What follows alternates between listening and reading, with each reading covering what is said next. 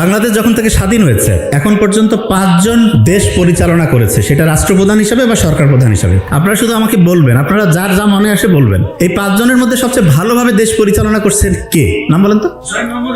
আচ্ছা, এরশাদ। আমার মনে হয় এই উত্তরটা যে শহীদ প্রেসিডেন্ট জিয়াউর রহমান হবে। আমার মনে হয় এখানে যারা আছে হয়তো অনেকে অত সিনিয়র না, এই জন্য জানে না। ইতিহাসটা যদি আমরা পড়ি তাহলে দেখা যাবে যে শহীদ প্রেসিডেন্ট জিয়াউর রহমান খুব ভালোভাবে দেশটা চালিয়েছেন। তাই শহীদ প্রেসিডেন্ট যে জিয়াউর রহমান দেশটা চালালেন, ওনাকে আমরা আজকে ওনাকে একটা ভিটামিনের সাথে তুলনা করবো। তা অনেকগুলো ভিটামিন আছে, তার মধ্যে সবচেয়ে দামি যে ভিটামিনটা সেটার নাম হচ্ছে ভিটামিন ডি। আচ্ছা, মৃত্যুর ইংলিশ কি? ডেথ। প্রথম বর্ণটা কি দিয়ে? আর সবচেয়ে দামি ভিটামিন ওর নাম কি? ডি।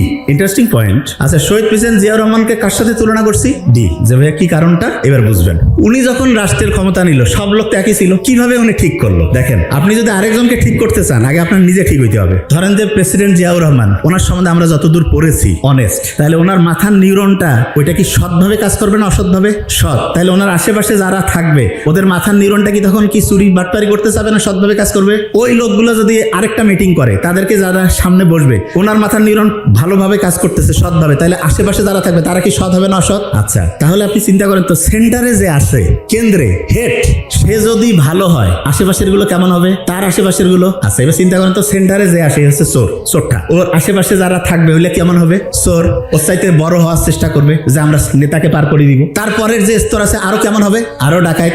এমন ডাকাইত হবে লাস্টে দেখা যাবে ব্রিজে করে নাই, নদীও নাই, টাকা টুকা খেয়ে ওঠায় ফেলছে, হয় না? এরকম হবে। আচ্ছা, তাহলে এবার আপনি আমাকে বলেন তো, সেন্টারে যে থাকবে তার নিউরন গুলো কি পজিটিভ থাকা দরকার না নেগেটিভ? কথা কন না কেন? পজিটিভ। তাহলে আমরা যদি দেশটা ভালো করতে চাই সেন্টারে কি ভালো লোক রাখবো না খারাপ লোক? Thank you so much. আসসালামু আলাইকুম।